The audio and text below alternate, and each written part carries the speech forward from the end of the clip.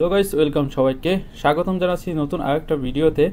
আজকে আমি আপনাদেরকে মালাক্কা হিস্টোরিক্যাল সিটি দেখাতে যাব, যেখানে হাজার হাজার মাইল দূর থেকে বিভিন্ন দেশের মানুষ দেখতে আসে এই হিস্টোরিক্যাল সিটি। এই পর্তুগিজ ফামোসা দুর্গ মালাক্কা পেরোটে অবস্থিত। এখানে যারা বাংলাদেশিরা ঘুরতে আসবেন তাদের জন্য কিছুটা আইডিয়া আমি তুলে ধরলাম। দুর্গ মেলাক্কার ইতিহাসের এক অবিচ্ছেদ্য অংশ।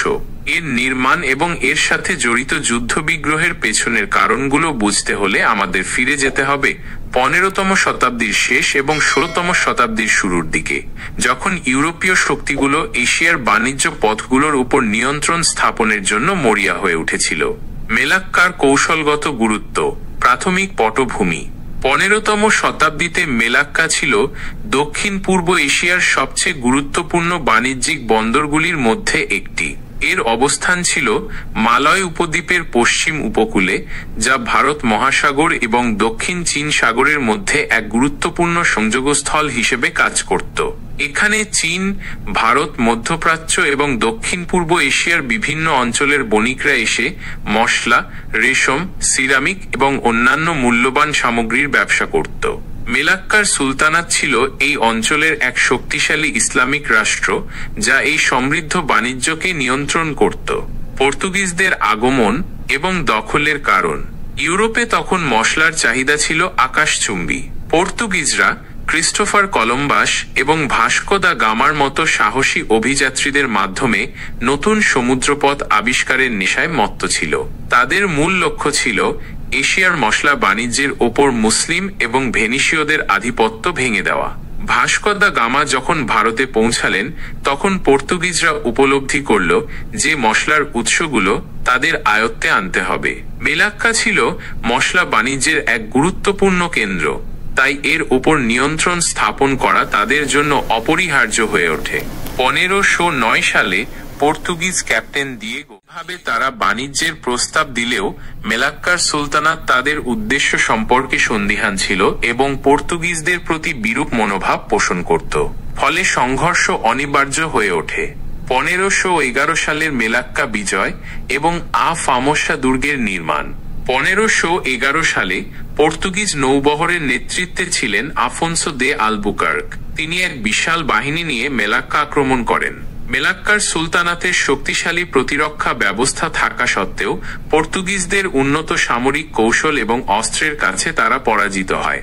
দীর্ঘ এবং রক্তক্ষয়ী যুদ্ধের পর 1511 সালের 15 আগস্ট পর্তুগিজরা মেলাক্কা দখল করে নেয়। মেলাক্কা দখলের পরপরই আলবুকার্ক বুঝতে পারেন যে এই অঞ্চলের উপর পর্তুগিজ নিয়ন্ত্রণ বজায় রাখতে একটি শক্তিশালী দুর্গ প্রয়োজন।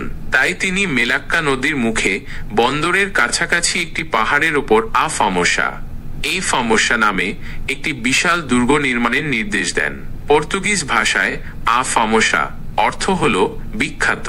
এই দুর্গটি স্থানীয় পাথরের পাশাপাশি মেলাক্কার সুলতানের প্রাসাদ এবং অন্যান্য ধ্বংসপ্রাপ্ত ভবনগুলির ইট পাথর ব্যবহার করে দ্রুত নির্মাণ করা হয়। ফামোসা দুর্গের উদ্দেশ্য। ফামোসা দুর্গের মূল উদ্দেশ্যগুলো ছিল: 1.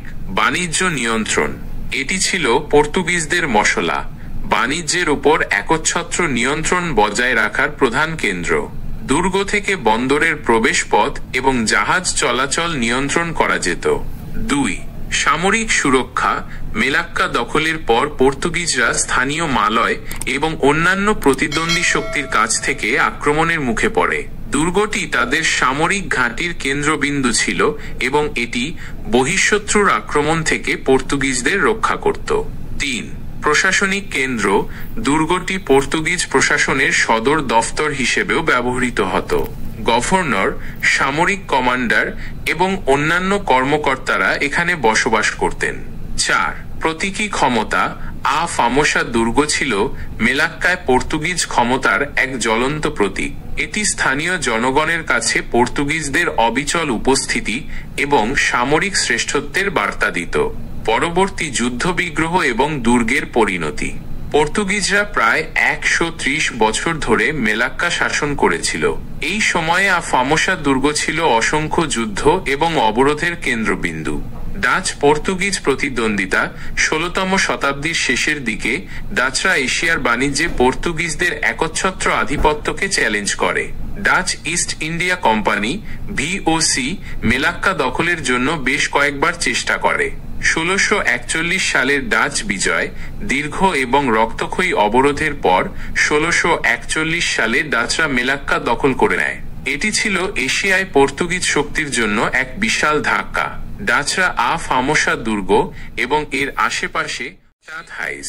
তবে যুদ্ধের সময় দুর্গের ব্যাপক ক্ষতি হয়েছিল। ব্রিটিশ শাসন এবং দুর্গের ধ্বংস 18তম শতাব্দীর শেষের দিকে নেপোলিয়নিক যুদ্ধের সময় ডাচরা যখন ফরাসিদের দখলে ছিল তখন ব্রিটিশরা মেলাক্কা দখল করে নেয়। ব্রিটিশরা মেলাক্কাকে সিঙ্গাপুরের বাণিজ্যিক প্রতিদ্বন্দ্বী মনে করত। তাই 1807 সালে ব্রিটিশ ইস্ট ইন্ডিয়া কোম্পানির গভর্নর উইলিয়াম ফাউকুয়ার ফ্ল্যাক্সম্যানের নির্দেশে ফামোসা দুর্গের অধিকাংশ অংশ ধ্বংস করে ফেলা হয়।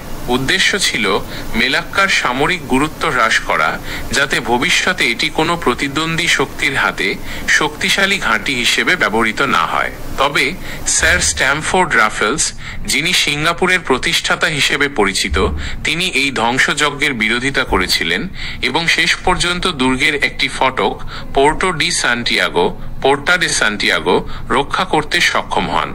বর্তমান অবস্থা। আজ ফামোসা দুর্গের একমাত্র টিকে থাকা অংশ হল এই পোর্টো ডি সান্টিয়াগো। এটি মেলাক্কার অন্যতম জনপ্রিয় পর্যটন আকর্ষণ এবং এর সমৃদ্ধ ইতিহাসের এক নীরব সাক্ষী। দুর্গের আশেপাশে আরও কিছু ধ্বংসাবশেষ দেখা যায়, যা এর অতীত মাহাত্ম্যের কথা স্মরণ করিয়ে দেয়। ফামোসা দুর্গ শুধু একটি নির্মাণ কাজ ছিল না, এটি ছিল ঔপনিবেশিক শক্তির উত্থান পতন, বাণিজ্য এবং ক্ষমতার লড়াইয়ের এক জীবন্ত দলিল। এটি মেলাক্কার বহু সংস্কৃতির পরিচয়ের এক গুরুত্বপূর্ণ অংশ, যা স্থানীয় মালয়, চীনা, ভারতীয় এবং ইউরোপীয় প্রভাবের মিশ্রণকে ফুটিয়ে তোলে। এই দুর্গ মেলাক্কার ঐতিহাসিক গুরুত্বের এক অবিচ্ছেদ্য প্রতীক হয়ে দাঁড়িয়ে আছে। তৈরি একটি ঐতিহাসিক গির্জা হল সেন্ট পলস চার্চ। এটি মালাক্কা হিল, যা বর্তমানে সেন্ট পলস হিল নামে পরিচিত, এর চূড়ায় অবস্থিত একটি ধ্বংসপ্রাপ্ত গির্জা। ইতিহাস। নির্মাণ 1521 সালে পর্তুগিজ ক্যাপ্টেন দুয়ার্তে কোয়েলহো এটি একটি চ্যাপেল হিসেবে নির্মাণ করেন। তিনি দক্ষিণ চীন সাগরে একটি বড় ঝড় থেকে বেঁচে যাওয়ার কৃতজ্ঞতা স্বরূপ কুমারী মেরির প্রতি উৎসর্গ করে এটি তৈরি করেছিলেন। পর্তুগিজদের কাছে এটি Chapel of Mother of God বা লেডি অব দ্য হিল নামে পরিচিত ছিল। সম্প্রসারণ 1548 সালে এই গির্জাটি জেসুইটদের অধীনে আসে। জেসুইটরা 1556 সালে এর আকার বাড়িয়ে দ্বিতীয় তলা যোগ করে এবং 1590 সালে বেল টাওয়ার নির্মাণ করে। ডাচদের আগমন 1641 সালে যখন ডাচরা মালাক্কা দখল করে, তখন এই গির্জাটি ক্ষতিগ্রস্ত হয় এবং এর বেলফ্রি টাওয়ার ধ্বংস হয়ে যায়। ডাচরা এটি সংস্কার করে এবং এর নামকরণ করে সেন্ট পলস চার্চ।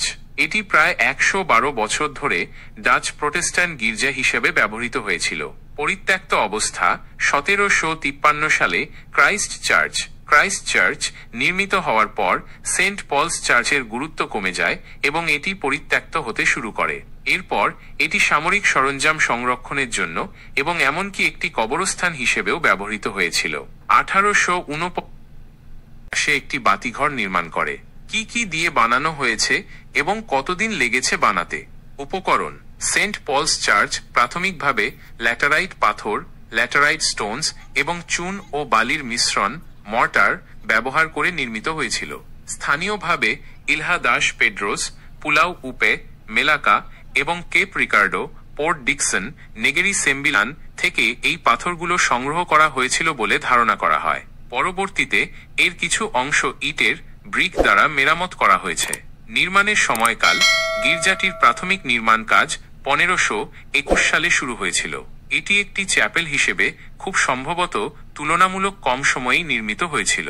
তবে এর বিভিন্ন অংশ যেমন দ্বিতীয় তলা 1556 সালে এবং বেল টাওয়ার 1590 সালে পরবর্তীতে যুক্ত করা হয়।